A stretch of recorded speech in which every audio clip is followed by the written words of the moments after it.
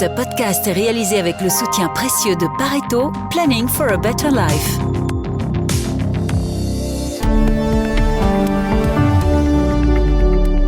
Vous écoutez Z sur 7, le podcast quotidien de Trends Canal Z. Aujourd'hui, nous sommes le samedi 25 janvier. Votre podcast aujourd'hui est écrit par Léo Rochet et animé par Jean-Pascal Ledoux. Madame, monsieur, bonjour. Aujourd'hui, dans votre nouvel épisode, les entreprises wallonnes sont en difficulté et le secteur de la biotechnologie n'est pas épargné. La région wallonne a déjà investi dans ce secteur, mais le gouvernement compte diminuer les financements. La Wallonie n'est pas un mystère cash, l'argent ne coule pas des murs. Le gouvernement fédéral pense taxer les plus-values des cryptoactifs, une initiative qui ne réjouit pas les experts. On est face en fait à une mauvaise solution et surtout une mauvaise idée. Restez à l'écoute de vos analyses quotidiennes.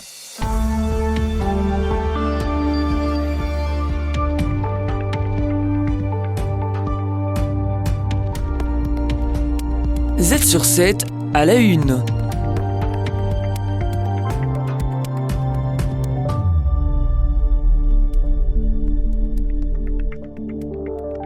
La biotech wallonne universelle, qui envisageait la rentabilité en 2025, supprime 70 postes.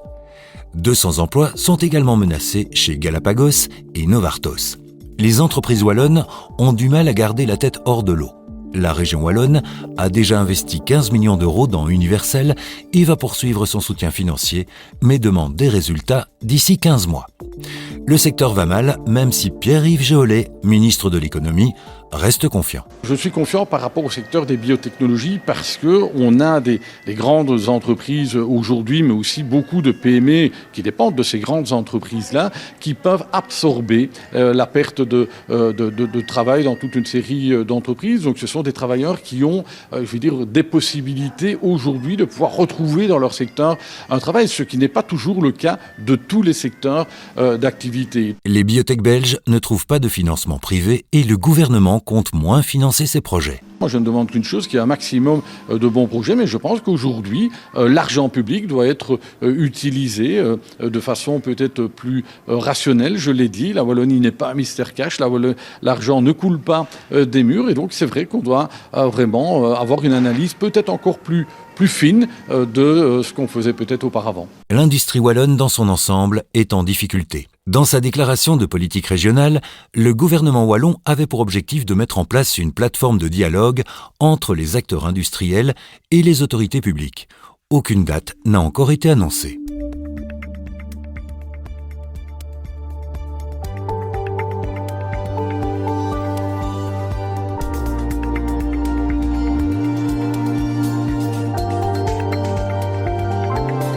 Z sur 7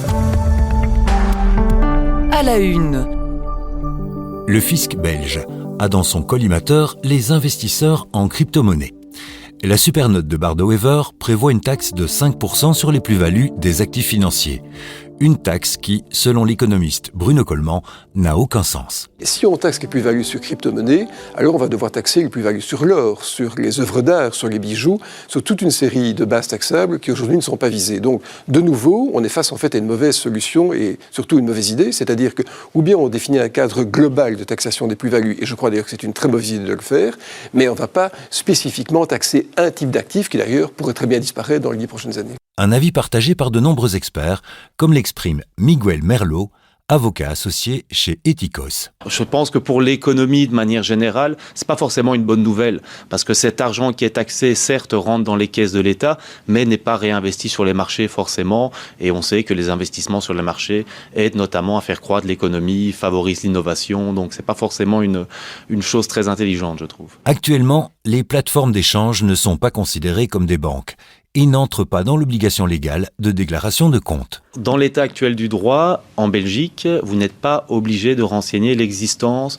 de comptes en crypto-monnaie, de wallets, comme on dit, sur lesquels vous auriez des crypto-monnaies. Une directive européenne doit être transcrite dans le droit belge d'ici 2026, qui imposera à toutes les plateformes d'échange de cryptoactifs de transmettre les données de leurs clients au fisc. Cette taxe n'est actuellement qu'une proposition, mais elle offre une certaine légitimité à la crypto-monnaie.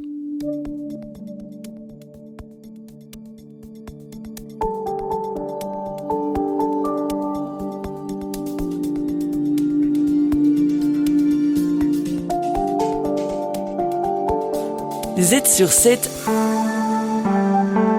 à la une. Mecanica développe des machines-outils à commande numérique. Des clients potentiels sont venus visiter la start-up qui fabrique ces appareils modulables à destination du plus grand nombre, comme l'explique son cofondateur, Roldan Descamps. L'objectif de Mecanica, c'est d'accessibiliser des techniques de fabrication pour des artisans et des PME. Et en particulier, notre produit phare, c'est des fraiseuses numériques. Donc, c'est des systèmes automatisés de découpe numérique pour le bois, le métal, le plastique, etc. Les machines expédiées en kit sont assemblées sans collage ni soudure, avec des pièces standards facilement remplaçables ou réparables. On a vraiment une approche du design machine qui est assez particulière et qui nous permet d'avoir des machines qui sont évolutives, qui peuvent évoluer avec l'utilisateur, changer de taille, compatibles avec toute une série d'accessoires. Et c'est ça qui fait notre différence en réalité sur le marché de la machine. Mecanica se distingue par son approche open source, partageant en ligne ses plans de fabrication, des vidéos pédagogiques et son savoir-faire dans le but de développer sa communauté.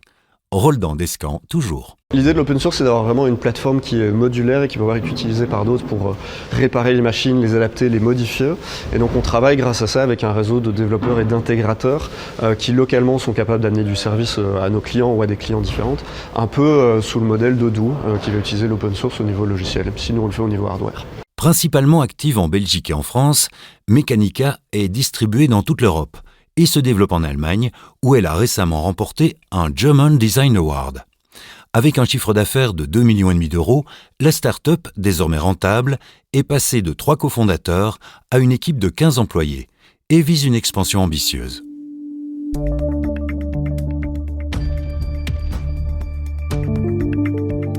Z sur 7, le regard d'Hamid. Hamid Faljaoui, rédacteur en chef de Trends Tendance, décrypte le fait économique de la semaine.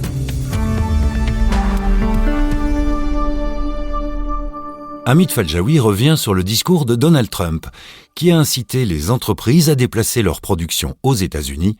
On l'écoute. If you don't make your product in America, which is your prerogative, then very simply you will have to pay a tariff, differing amounts, but a tariff which will direct hundreds of billions of dollars and even trillions of dollars into our treasury to strengthen our economy and pay down debt.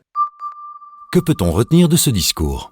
Il s'est exprimé de manière assez polie, mais quand même assez ferme. Ça s'appelle quand même du chantage. Donc c'est à la fois étonnant et pas étonnant. Alors c'est étonnant dans les propos. Ça revient à dire effectivement ou vous produisez chez moi ou alors je vous massacre avec des droits de douane exorbitants. C'est la même personne, je rappelle quand même, et je suis étonné d'ailleurs que les gens ne s'en offusquent pas davantage, qui a proposé d'annexer le Panama, qui a proposé d'annexer le Canada, d'acheter le Groenland en forçant le Danemark à le lui vendre. Imaginez que des Chinois ou des Russes aient dit la même chose, on aurait crié au scandale. Alors je suis pas idiot, je sais pourquoi est-ce qu'on ne réagit pas de cette manière vis-à-vis de Donald Trump. C'est parce qu'il est à la tête de la première puissance économique, de la première armée du monde et de la première devise mondiale. Alors après, c'est pas étonnant non plus parce qu'il tient des propos très mâles, très alpha mâles, très très virils.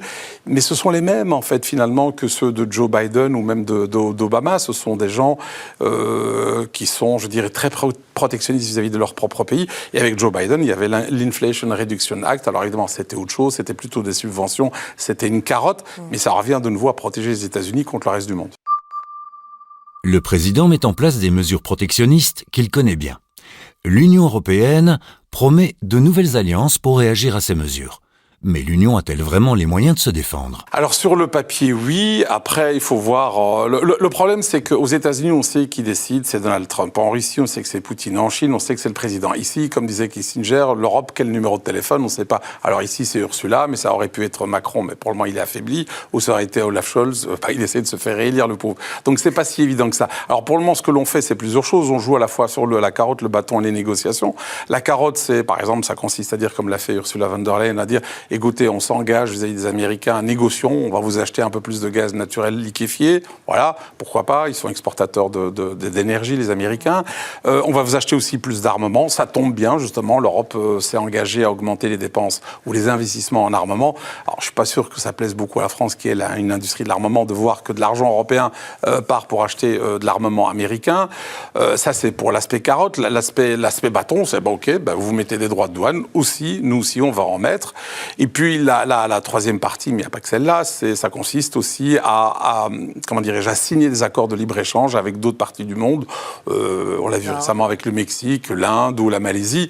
Alors après, est-ce que ça résoudra tous nos problèmes? Pas tout à fait, parce que c'est quand même pas le même pouvoir d'achat, ni la même puissance économique que les États-Unis, c'est pas le même marché. Mais voilà, mais ce sont des ripostes qui sont encore pour le moment plutôt verbales. Mais je crois que mercredi prochain, on en saura un peu plus. Ces nouvelles mesures sont-elles à craindre ? Et surtout, sont-elles réalisables ? Certains en doutent. Je pense qu'ils n'ont pas totalement tort, parce que il y a beaucoup d'effets d'esbrouf. Par exemple, ils ont parlé de ce projet Stargate où il y aurait 500 milliards de dollars qui seraient investis donc dans l'intelligence artificielle, dans la création de data centers. Déjà, Musk lui-même s'en est moqué, puisqu'en fait, probablement que les trois acteurs principaux n'arriveront même pas à mettre 100 milliards sur la table. Enfin voilà. Trump a aussi dit à un moment donné qu'il allait doubler la production d'électricité. Évidemment, toutes les entreprises tech sont contentes parce qu'elles consomment beaucoup d'électricité, mais on ne sait pas comment il va le faire. La même chose, il dit qu'il y aura des droits de douane sur la Chine, mais hier, il a parlé, c'était dans l'émission de Fox News, il a parlé avec le président chinois, et il a dit finalement, on s'entend bien, je pense qu'on va trouver un accord, il n'y aura pas de guerre commerciale, mais... vous l'avez montré dans votre reportage, il a bien expliqué que les droits de douane les recettes des droits de douane allaient servir à baisser les impôts et surtout à la dette publique. S'il n'y a plus de guerre commerciale avec les Chinois, il va réduire comment sa dette publique. Donc il y a plein de questions qui se posent. Et puis même, imaginons qu'il arrive à imposer ses droits de douane comme il le souhaite ou comme il le dit qu'il le souhaite, ça va frapper qui ? Mais d'abord son électorat populaire et classe moyenne, puisqu'en fait, un droit de douane, c'est quoi ? C'est un impôt sur la consommation. Et ça va surtout affaiblir le pouvoir d'achat des gens qui ont voté pour lui.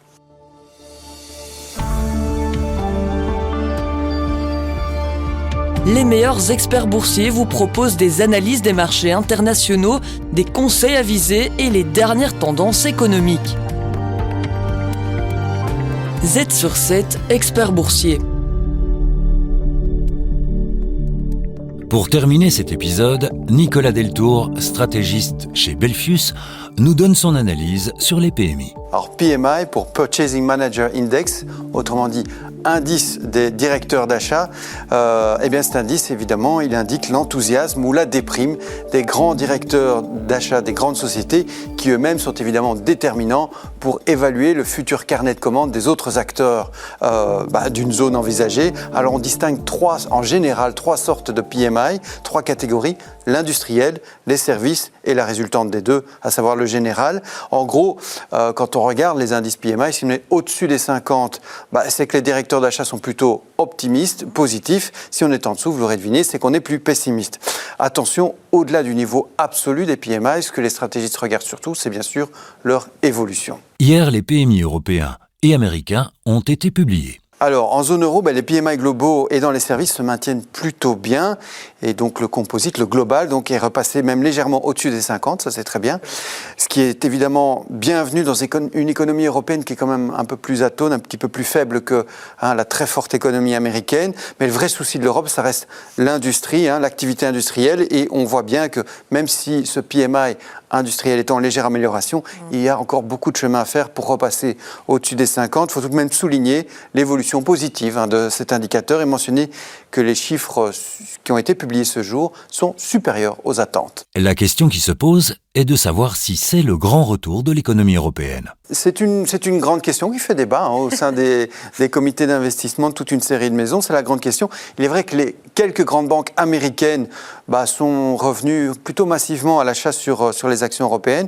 Et évidemment, après les avoir achetées elles-mêmes indiquent à très grand bruit que c'est la chose à faire. Mais ça reste à savoir si on assiste vraiment à un retournement de situation, vraiment un rebond, ou bien si on est plus sur du mouvement technique, boosté par des acheteurs qui étaient plutôt attirés par une faible valorisation. Donc honnêtement, à ce stade et dans l'attente d'éventuelles autres annonces venant du bureau ovale à la Maison-Blanche, c'est pas si simple de se prononcer. On rappellera quand même que l'activité commerciale en Allemagne, elle se stabilise, mais après 6 mois de déclin, que les nouvelles commandes ont encore diminué pour le 8e mois d'affilée, même s'ils ont baissé un peu moins que d'habitude, c'est quand même encore une baisse, et que la faiblesse de la demande sur les marchés internationaux, ça continue à peser, et notamment pour les grands pays exportateurs, dont l'Allemagne, qui reste le moteur économique de l'Europe. Du côté américain, c'est une toute autre histoire. Les services se tassent un peu, des chiffres un peu plus faibles que prévu, mais c'est sans doute lié à des perspectives d'inflation. Qui dit inflation dit possibilités de hausse des salaires et aux contraintes un petit peu climatiques, météorologiques et notamment les incendies en Californie. Mais on voit bien que les PMI manufacturiers aux États-Unis restaient très très forts. Donc l'économie américaine continue à montrer beaucoup de résilience et les mesures protectionnistes dont vous venez de parler ont évidemment un effet court terme positif et surtout les craintes liées à la perspective de l'investiture de Donald Trump se sont transformées un peu en optimisme chez toute une série d'acteurs industriels américains. Enfin, si on compare les deux graphiques des zones américaines et européennes, ça reste l'Amérique qui gagne haut la main. C'est tout pour aujourd'hui, vous pouvez regarder les Z-News de ce soir. Et Jean-Pascal, à quoi peut-on s'attendre dans le podcast de demain ? Olivier Mouton recevra Grégory Guillemin, fondateur de la bourse Make It Easy, dans l'invité du Trends Talk. Merci d'avoir suivi cet épisode et bon week-end.